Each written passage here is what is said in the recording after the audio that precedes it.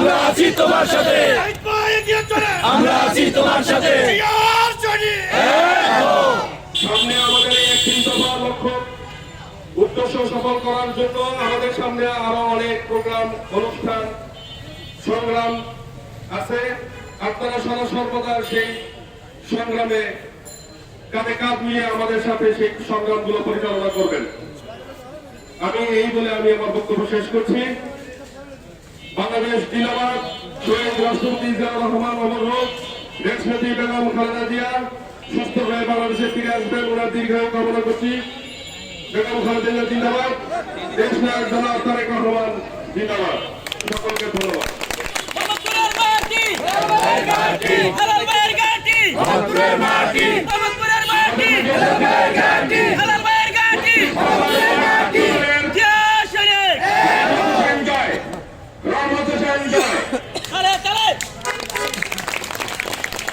এই পর্যায়ে আমাদের মাঝে বক্তব্য নিয়ে আসছেন আদাবর থানা বিএনপির 1 নম্বর যুগ্ম আহ্বায়ক জনাব আবুল কালাম আজাদ। জনাব আবুল কালাম আজাদ।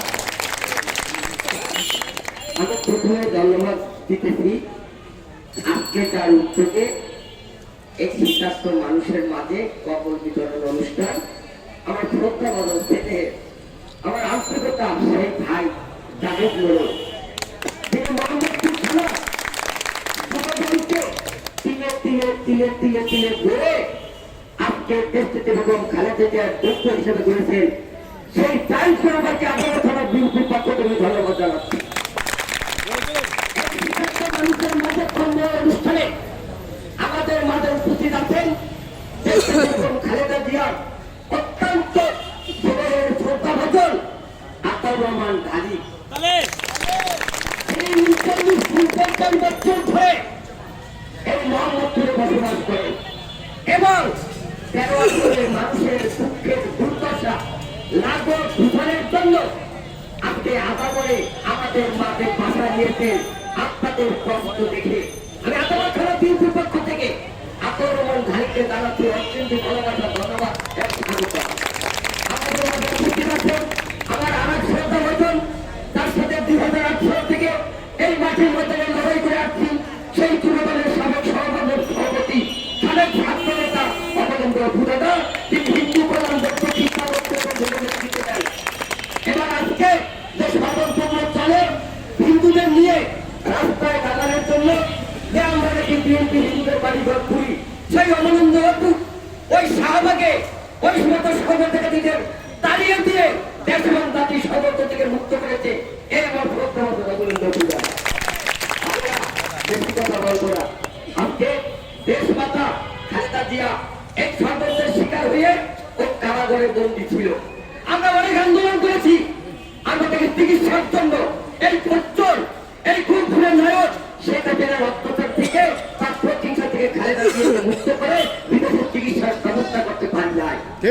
আজকে গত 3 দিন আগে আপনাদের দোয়ায়, আপনাদের আন্দোলন, আপনাদের ভাষণ, ছাত্রদের রক্ত, বিএনপি ছাত্র 5 জন ছাত্রদের জন্য আজকের পরিস্থিতি সৃষ্টি হয়েছে, যার কারণে আমাদের খালেদা জিয়াকে বিদেশের সুচিকিৎসার জন্য আমার ব্যবস্থা করতে পারছি।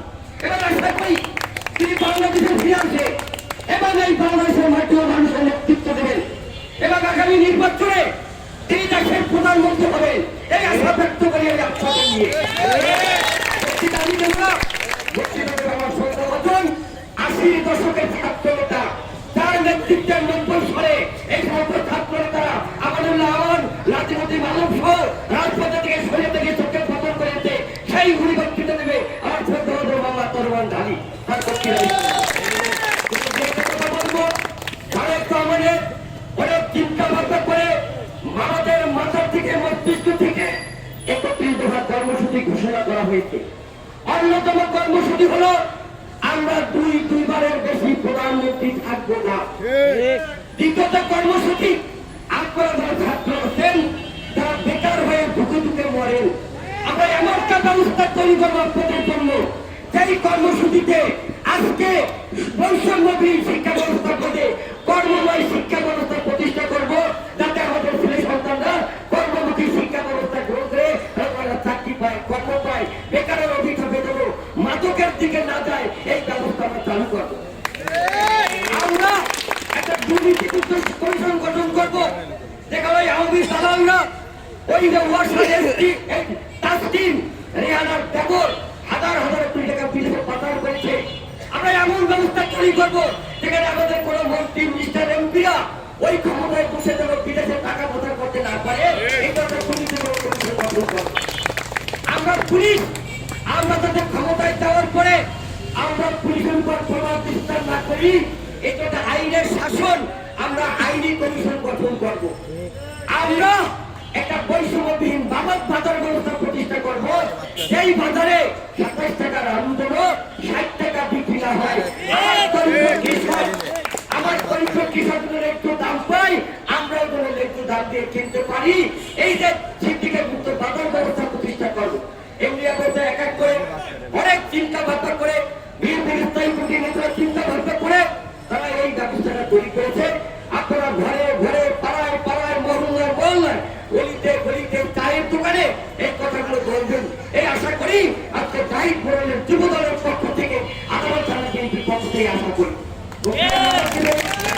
আমরা অনেক পরিশ্রমের শিকার হয়েছি, আমরা কখনোই আমাদের স্থানীয় একজন এমপি পাই না, এমপি প্রার্থী পান নাই। নির্বাচন শেষে আপনাদের কষ্ট, আপনাদের যে ব্যবস্থা ছিল সেটা ভুলে গিয়ে তারা গুলশান বগানিতে বাসা নেয়, কেউ বাসা নেয় শান্তিনগরে 50 টাকা 100 টাকা ভাড়া দিয়ে শান্তিনগরে যেতে পারে। আমরা মামাকে পেয়েছি আগামী নির্বাচনে আপনাদের মাঝে কথা দিলাম, এই আতাউর রহমান ডালি এই 13 আসন থেকে নির্বাচন করবেন। ডালিম আমার ভয় নাই, রাজপথ চাই নাই, ডালিম আমার ঘাটি, ঢাকা 13 মাটি, ডালিম আমার ঘাটি, ডালিম আমার ঘাটি। অনেক লোকেরা বড় বড় বক্তৃতা দিত, বড় বড় সমাবেশে ভুয়া ভুয়া বলে রাজপথ কাঁপিয়েছিল। 28শে অক্টোবরের পরে ওই সময় গ্রেফতার যে তাদের আমরা খুঁজে পাই নাই। খবর নিয়েছে, তিনি খোঁজ খবর নিয়েছে,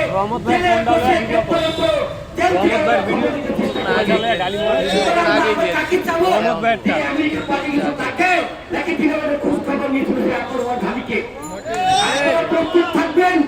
আমরা কথা দিলাম জাহিদপুর অপরাধ সহ যারা এখানে আছেন আপনারা থেকে নির্বাচন করবে, নির্বাচন করবে, নির্বাচন করবে।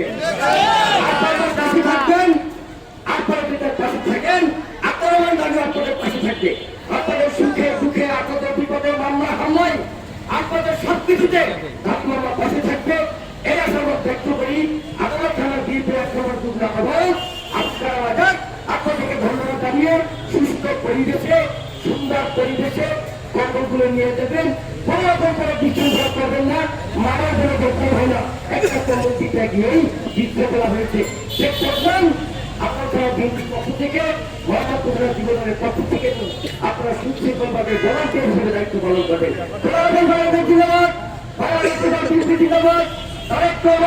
এবার খালেদা জিয়া চিকিৎসা ছেড়ে শেষে ফিরে আসবে বাংলাদেশে।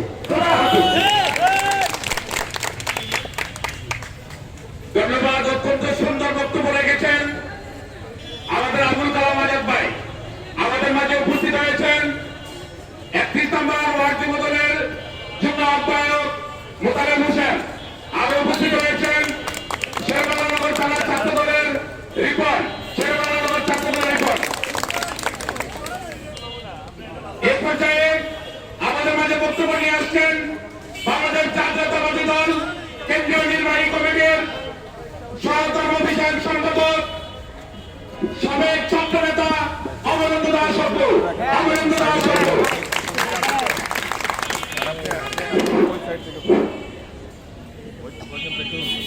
জনাব তারেক রহমানের পক্ষ থেকে জনাব জাহিদ মোড়লের তত্ত্বাবধানে সার্বিক দিক নির্দেশনায় ঢাকা 13 আসনের মাটি মানুষের নেতা আতাউর রহমান ঢালির নির্দেশনায় শীতবস্ত্র বিতরণের আজকের এই ধারাবাহিকতার একটি অংশ হিসাবে শ্যামলীতে আয়োজিত আজকের এই শীতবস্ত্র বিতরণের উপস্থিত যার উদ্যোগে সার্বিক তত্ত্বাবধানে এই শীতবস্ত্র অনুষ্ঠান বিতরণ অনুষ্ঠান আজকে এখানে হতে পেরেছে। এই ওয়ার্ডের কৃতি সন্তান লালমাটিয়ায়